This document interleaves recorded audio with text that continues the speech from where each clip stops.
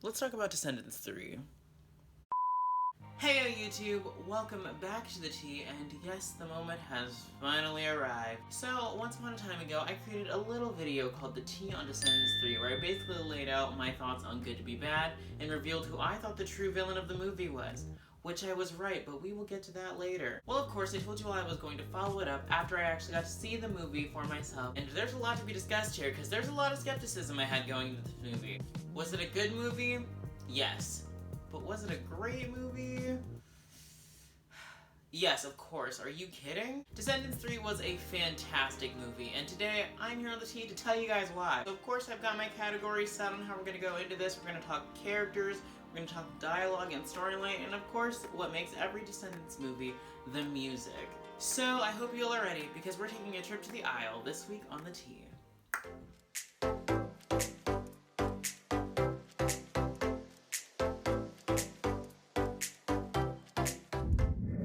So let's get into this, because we've got a lot to cover today, and I'm not trying to make this video a half hour 70 questions with Vogue critique, so let's make this as quick as possible. Starting off with the characters, let's talk about the one theory that I came up with in the last video that I posted, so let me give you a little refresher if you forgot what that was about. So I guess that begs the question, who is the real villain in Descendants 3? 2 words for you, ladies and gentlemen. It's Audrey. Now you may be wondering, Audrey? Why does she sound familiar? Oh, you know, daughter of Aurora, Ben's ex-girlfriend in the first movie, was a total jerk to Mal for absolutely no reason, disappeared entirely in the second movie, and is suddenly back for the third one, even though Disney hasn't really announced anything about her coming back. She's just kind of been in the trailer, and that's all the announcement that they've gotten. It's her. So basically, as I revealed to you all, my theory was that Audrey was going to be the villain of this movie because she had the motive. She had disappeared, now Ben was with someone else and was going to marry her. She is a woman scorned, she's had the crown taken from her. And what happened in Descendants 3? Oh honey, a woman scorned came and she said, well, if Ben wants an evil queen, oh, he can have an evil queen. And so that's exactly what she becomes. So of course, in the tea fashion, Audrey ends up being the villain of this movie. Let me tell you, that whole mean girl mentality really helps play into her character as being like an evil witch person. She really has a lot of attitude with people that isn't really warranted by anyone, and I think that's what makes her the effective, like, teenage era Disney villain that she's supposed to be. She's also got her own spoken word villain transfiguration song that we need to talk about later, and I mean later because we don't have time for that right now. So what does that make of the 3 suspected villains of this movie anyway? Of course we have Hades introduced as being Mal's father, and I'm gonna tell you guys, I was really surprised at Hades' like overall characterization. He actually kind of fit the Hercules like mentality, like the classic movies mentality of Hades, better than almost any adaptation I've seen so far, and the main one that I'm referring to is the Once Upon a Time version because, oh, Lord have mercy. He really plays off as this really angsty, like rad, cool rocker guy, but it also throws in this like very real storyline of like child abandonment and being a terrible father and like not being there for your children, which is a little too real to 2019, but okay. And in true Disney Channel fashion, he also gets his own song, which is a duet with his daughter Mel, which we also have to talk about later because we have to talk about the one line of that song that sent me out the door. I will say, all in all, Hades' character comes around full circle in the movie, trying to make amends with the estranged relationship with his daughter, and honestly, there's a lot to be learned from that. Again in 2019. We're also introduced to a new character in the form of Celia, Dr. Facilier's daughter, and she is a little hustler, if there ever was one in a Disney Channel movie. Of course it's in her nature to be so, because if any Princess and the Frog fans know, her father basically invented the hustler game. As like sassy and bad as she like comes off to be, she really still does have like the wholesome, like youthful adolescence about her that you really see play throughout the movie, especially during the movie's like climactic point or whatever when Mal has like betrayed everyone, which we'll get into that too because that leads into, there's so many things we have to get to. Honestly, she's a really fun character though, and I really liked her costume design if that counts for anything. She's a cool addition to the VKs and I'm glad they went with her. And then of course we have Uma, who they try to play off as the villain, and through all like the promos and stuff. But what we learn in the movie is that Uma's not really villainous at all. As a matter of fact, she's kind of going on a crusade to get all of the VKs freed from the constraints of the barrier, which is to be commended. Her mission off the aisle really has nothing to do with her, but all the people that she's kind of grown up around and led and trying to like get off the aisle. She also ends up being a really fun character to just have around with the core four, especially between her and Mal. Her and Mal's interactions were like my favorite thing throughout the entire movie. The dialogue that they went back and forth between them was so natural and just nitpicky, and it fit for their characters and like who they were, especially how Descendants 2 ended with that big fight between Octopus, Uma, and Dragon Mal. You also have these two like twins of Smee who are introduced, but we don't really get to know very much about them because, well, they're asleep for most of the movie. You've got Ben, who's still very much Ben. We see a beast version of him in this movie, because Audrey has got some really twisted ways of how she uses her magic, so love that for him, I guess. But he is still very much Ben, so there's not much else to be said about that. You've got Dizzy, who we saw in the last movie, who, again, doesn't really play a major role in this movie because she also spends a lot of time asleep, but her interactions with Celia are great. There's this little scene of them eating Jane's birthday cake, which is great. You've got Jane, who's going through this honeymoon phase with Carlos, and who's the only one smart enough to avoid Audrey's sleeping curse at her own birthday party. You've got Dude, who's still talking for some reason. Jay's there to learn the lesson to be more inspired by the simple things from the pirates. Speaking of the pirates, they're there too to kind of show us like the separation and like culture between the Isle and the residents of Auradon, basically on how they perceive everything when they get to Auradon and how it's really the simple things that amaze them. And that's kind of why I said Jay was there, amazed by the simple things, and that comes in at the end of the movie, but that. Harry is still a lunatic, very much a player in this movie, and still Thomas Doherty, and Dove Cameron done snatched her the bag because, okay. And then you have Mal, who has this whole very politically charged storyline behind her as becoming like the new ruler of Auradon, and then making the decision to like shut the barrier off completely, which 2019, hello barriers. She also kind of goes through this thing, you know, about the responsibility she has to where she came from, and then of course, you know, like the daddy issues that she has with her father, and you know, just growing up the way she did with her mother. There's a lot in her past that has really affected her as a character now, and you really see that come out in this movie. She's already supposed to be assuming this role as a diplomat, but let's remember she is very much a young adult, and so of course there's many things that she's not going to get right the first time, and we definitely see that in this movie. And then we have Evie, who is still the best character in the entire franchise, and you can at me in the comments, I dare you, but this movie just champions that idea. Not only is she the only character in this movie who tries to get everyone aligned in the first place, regardless of the differences of where they came from or their outlook on life or like everything. She also has two very like standout moments in this movie.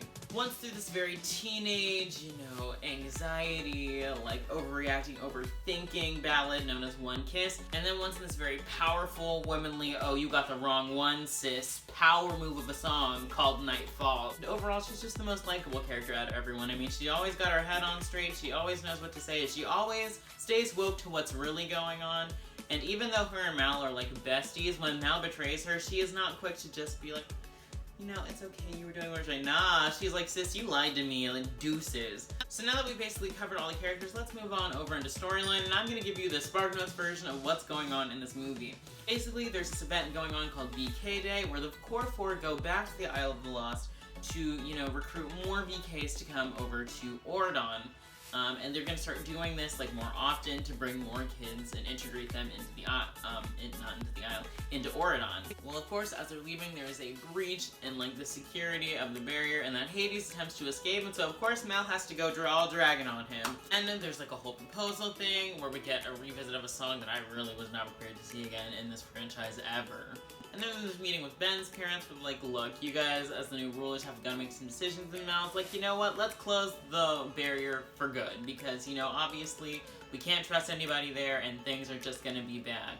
And then, of course, on the other side of things, you've got a very scorned Audrey who has just seen, like, her crown taken away from her by Mal, and so, of course, she gets all angsty and decides that, you know what, she's gonna become the queen of Mean, this, like, villainous person, and she's gonna take matters in her own hands by casting a sleeping curse on everybody. At least it starts as a sleeping curse, and then some people get turned to stone, Ben gets turned into a beast, Mal gets turned into the old hag from Snow White, and there's just Audrey's kind of all over the place in how she spreads her magic out. The only way for them to combat Audrey is to go get this thing known as the Ember. It's like this blue rock thing that Hades has to escape. Of course, Mal has to go take a visit to her father to go get the Ember from him, which leads into a whole nother thing, and eventually she gets it. And of course, as she's leaving, Uma and her pirates show up, and they all decide that they're all gonna go work together to attempt to save Auradon, and in the process, a deal is made that once Auradon is saved, all of the VKs from the Isle will finally be set free and let go from the island that they're captive on. And that basically sets the tone for the entire rest of the movie as they go against all of Audrey's little things that she throws at them, attempting to lift the curse from Auradon, save everybody, and establish relations between Auradon and the Isle. So of the three movies, I feel like it's the most real of the storylines, and that these are real things that are happening in terms of diplomatic relations between two very different places. And there's a lot that gets discussed in this movie about that. We see it with Hades, that if something happens where someone makes a bad choice on Auradon, they kind of get the slap on the wrist, but if anything with the villains goes wrong, they just get locked up and thrown away, and there's a lot to be said about that in 2019. And then Mal gives this really great speech at the end, which made me very emotional, where she talks about everyone having the capacity to be good or bad no matter what side of the barrier that they're on, and the fact that we can't fear that institution. And there's just, again, a lot to be said about in 2019. This was a very politically charged movie. So overall, I think Descendants 3 holds a very strong, relatable storyline in it. It has a firm foundation on what it's built upon and the franchise that it's built for itself, and I think it executes it pretty well, Enough speculation, enough talk, enough about all of these things. Let's get into the real meat and potatoes of Descendants movies, and that is the music in this movie. So for sake of time and editing and everything, I'm going to give you a rundown of each song individually, what I think about it, what is basically going on, how it stacks up in the world of Descendants as we know it now.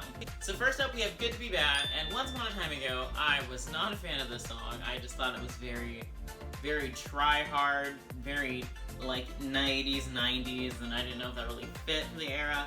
And it has since grown on me a lot more. I kind of enjoy it a lot more. And it's a good opening. The choreography is great. I never mentioned in the first video, but the choreography for Good to Be Bad is legitimate. It's pretty good, and so it's a good opening. I still like Rotten to the Core and Ways to Be Wicked just a little bit more, but Good to Be Bad holds its place. It holds its own. We then get a very surprise reprise of Did I Mention from the first movie, which I talked about in the last video. That was one of the cringiest songs in the franchise, and Ben did not get his own set of redemption in the terms of the music.